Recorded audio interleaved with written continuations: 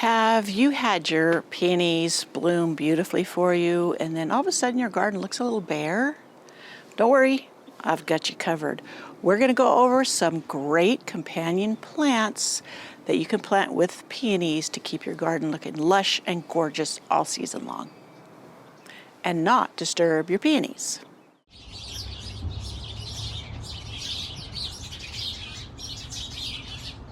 There are a few plants, there's quite a few plants that I have grown alongside peonies that seem like they're the perfect companions. But then there are some that you want to avoid for some very good reasons, and we'll cover that too.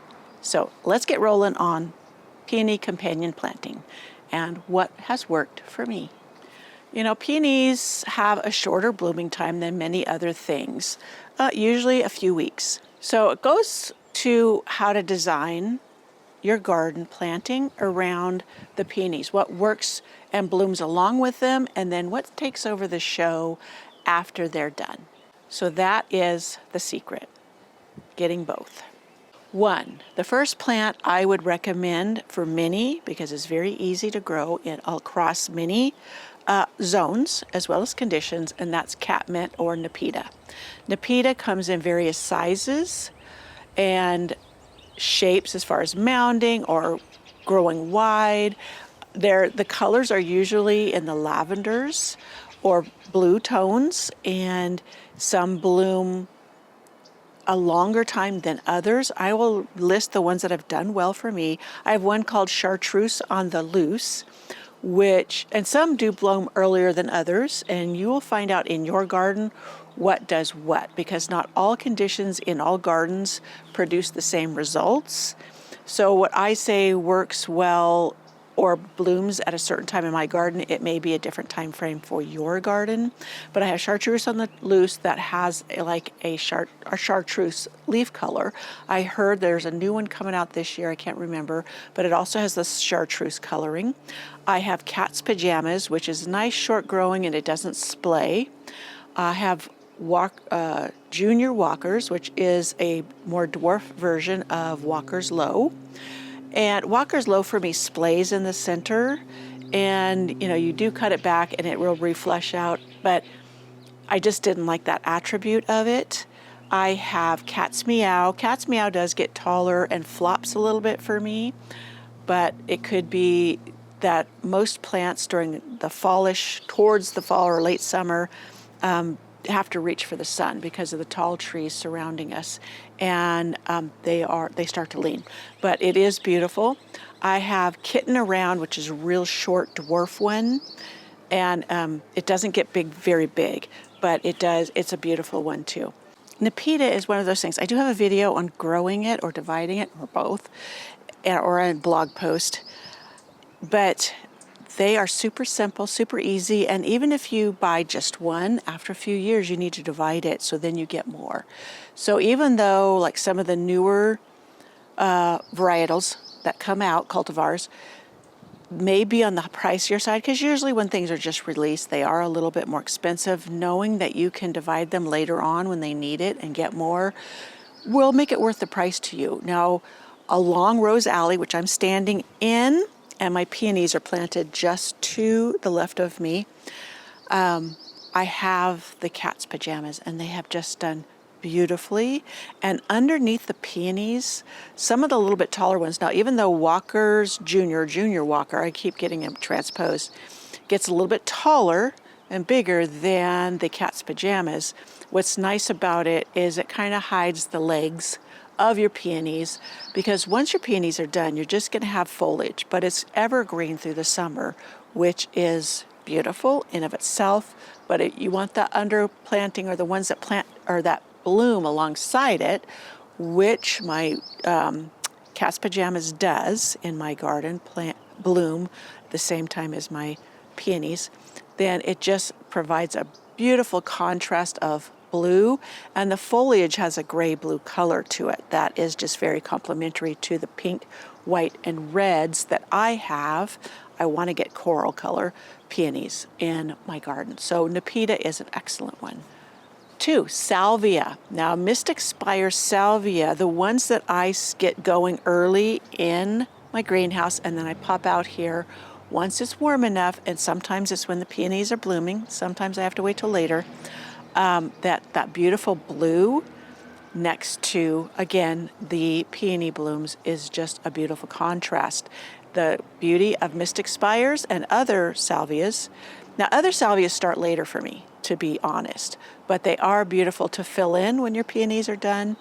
And yeah, the tallness of it, and then have it bloom all through the summer. When your peonies aren't blooming, the salvia is, and it just keeps on going through the summer.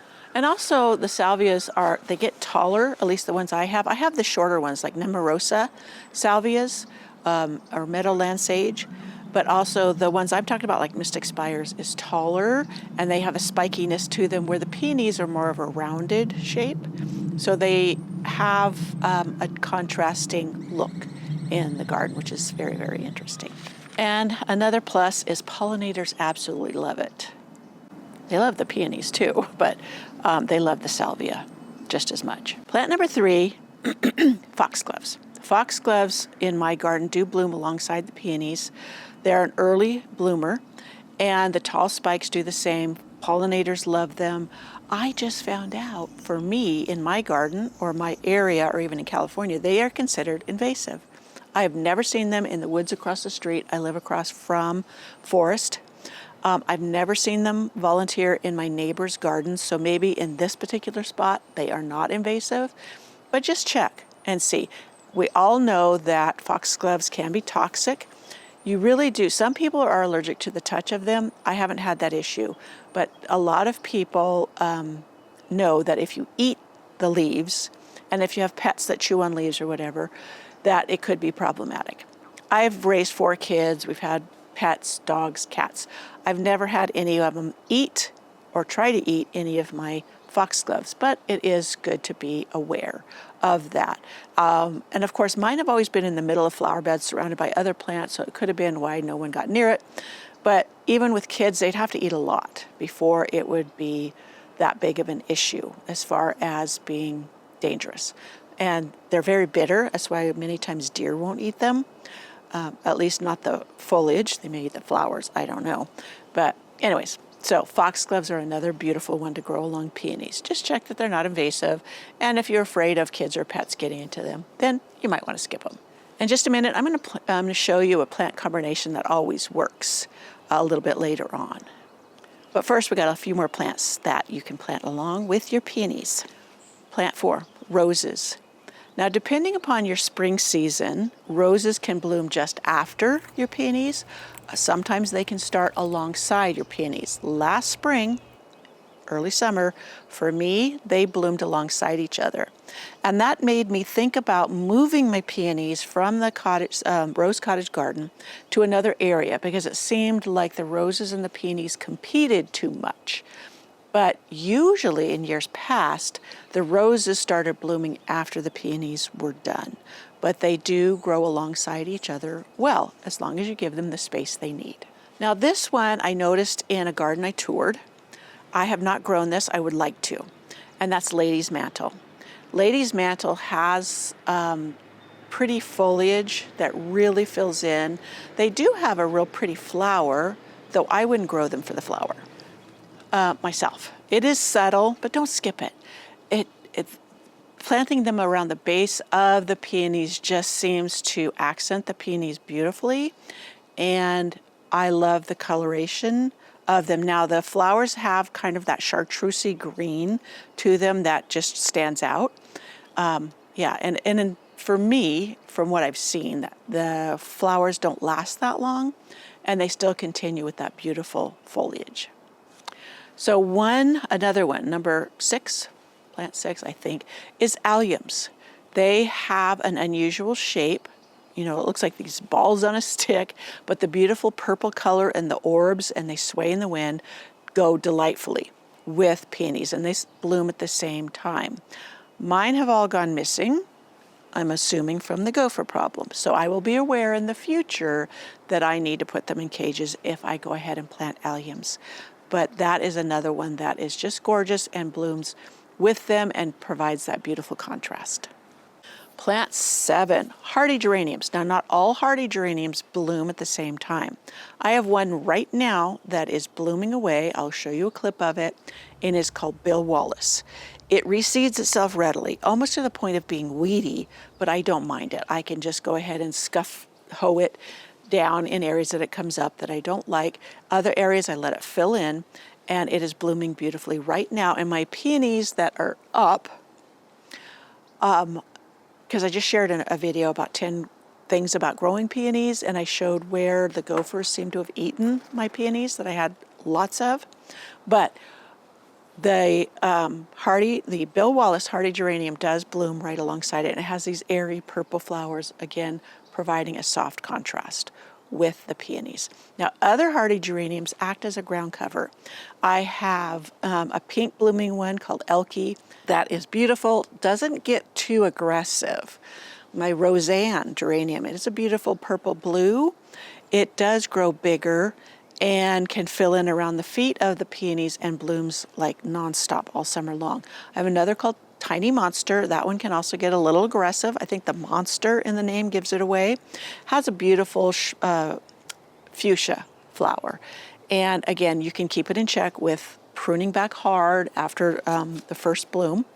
And it'll still be blooming when you need to cut it back. So sometimes it's hard to do that, but it does help keep it in check because I've had it swamp a rose before and not keeping it in check. But it makes a fabulous ground cover, fills into tough spots. And yeah, shop around for hardy geraniums. I have another one, it's a lighter pink. I can't remember the name off the top of my head. And it only really blooms in spring, but it does fill in great as a ground cover. And yeah, I can get past it only blooming a little while in the spring just because it does make a really hardy ground cover. And I put it in areas that I just need a filler. Now, lavender. Many times lavender blooms later than the peonies. They do have differing conditions. Peonies do like a little more moisture, but if you have it planted not selectively, but judiciously, then you don't have to worry about overwatering your lavender. But the gray-blue foliage is a great contrast to your peonies. The lavender blooms after your peonies, so it fills in with color when you need it.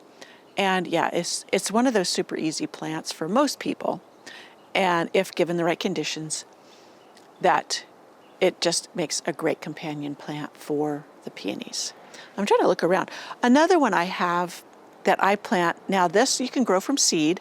I usually pick up 6 plant packs at the nursery because they're pretty inexpensive. I thought I had ordered seeds this year and I hadn't, so I went ahead and bought the 6 packs. But I put them out around the time that the peonies are blooming or right before they're blooming.